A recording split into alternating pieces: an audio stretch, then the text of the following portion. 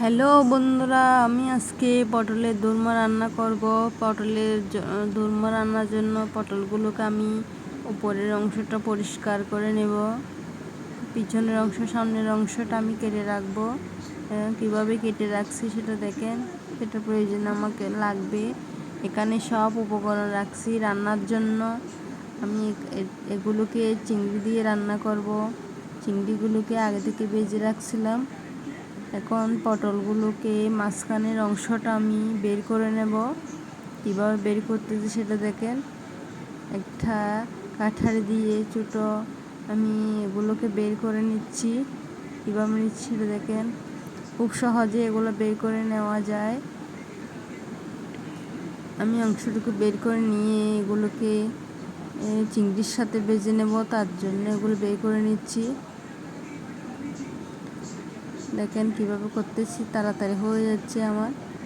ফুল হয়ে গেছে। এখন পটলগুলা কিভাবে আমি গুঁড়িয়ে গুঁড়িয়ে এগুলো বের করতেছি। খুব সহজ পদ্ধতিতে এগুলো বের করা যায়। হ্যাঁ, আমার বের করা হয়ে যাচ্ছে। এখন আমি চিংড়ি ভেজে রাখছি, এগুলো আমি উপরের অংশটা ফেলে দিচ্ছি। এগুলোকে আমি সুন্দর করে ছোটো ছোটো করে কেটে পটলের অংশটুকু বের করছি, সেটা দিয়ে আমি ভেজে রাখবো। এখন আমি পটলগুলাকে তেল দিয়ে ভেজে নেব, তার জন্য নুন হলুদ দিয়ে রাখছি। তেল দেওয়া হয়ে গেছে, তেল গরম হয়ে যাবে। এখন আমি একটা একটা করে দিয়ে দিচ্ছি পটলের খোলগুলা। হ্যাঁ, সবগুলো দিয়ে দেওয়া হলো। এগুলো আমার হালকা হালকা ভাজা হয়ে গেছে, এগুলো আমি নিয়ে ফেলছি। এখন তেল যেগুলো আছে তার মধ্যে আমি কেটে রাখা চিংড়ির অংশগুলো দিয়ে দিচ্ছি। দিয়ে আমি এগুলো ভেজে রাখছি। এখন খোলের মধ্যে আমি ভেজে রাখা অংশগুলো এখানেও দিয়ে দিচ্ছি। কিভাবে ঢুকাচ্ছি দেখেন। খোলের মধ্যে একটা মজাদার রেসিপি। সবাই ভালো লাগলে একটা লাইক কমেন্ট শেয়ার করবেন, আর একটু সাবস্ক্রাইব করবেন আমাকে।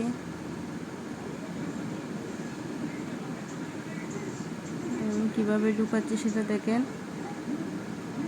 আমি যে অংশটা কেটে রাখছিলাম আগে, সেই অংশটা দিয়ে মুখটা বদ্ধ করে দেব।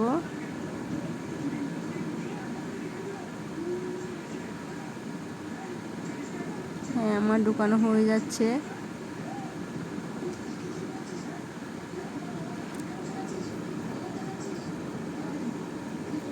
হয়ে গেছে। আমি এক এক করে সবগুলো এরকম করে ঢুকে রাখছি।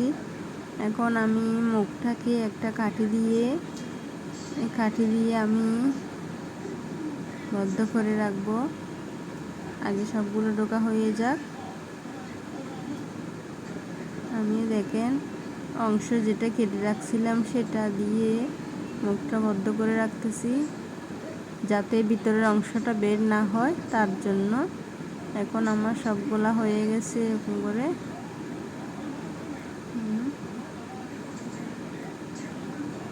অংশটা হ্যাঁ, আমার দেখেন কিভাবে করতেছি সেটা।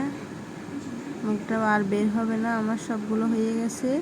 এখন আমি চুলার মধ্যে তেল গরম দিছি, আবার তেল গরম দিয়ে তেলগুলো দাগ করতেছি। এখন আমি এখানে পেঁয়াজ কুচি দিয়ে দিছি। পেঁয়াজ কুচিগুলো দিয়ে দেওয়া হয়ে গেল। আমি এর মধ্যে রসুন কুচি দিয়ে দেব, আদা কুচিগুলো দিয়ে দেবো ওখানে দিয়ে দিচ্ছি।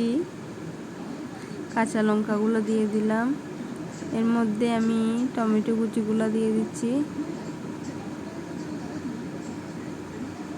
দিয়ে একটু নাড়াচাড়া করতেছি। নাড়াচাড়া হয়ে যাচ্ছে।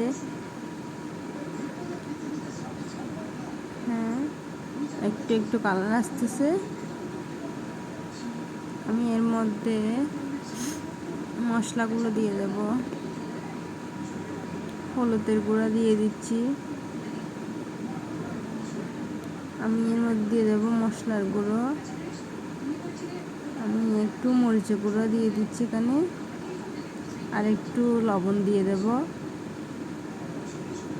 অল্প অল্প করে দিচ্ছি।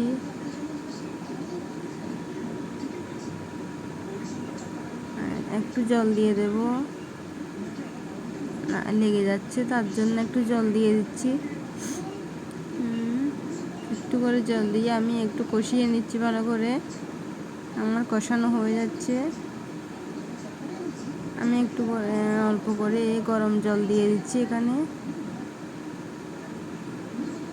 গরম জল দিয়ে নাড়াচাড়া করতেছি।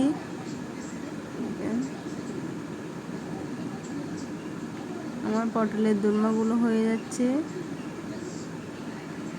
এখন আমি এর মধ্যে পটলগুলো একটা একটাকে এখানে বসাই দেব। কীভাবে বসাই দিতে সেটা দেখেন।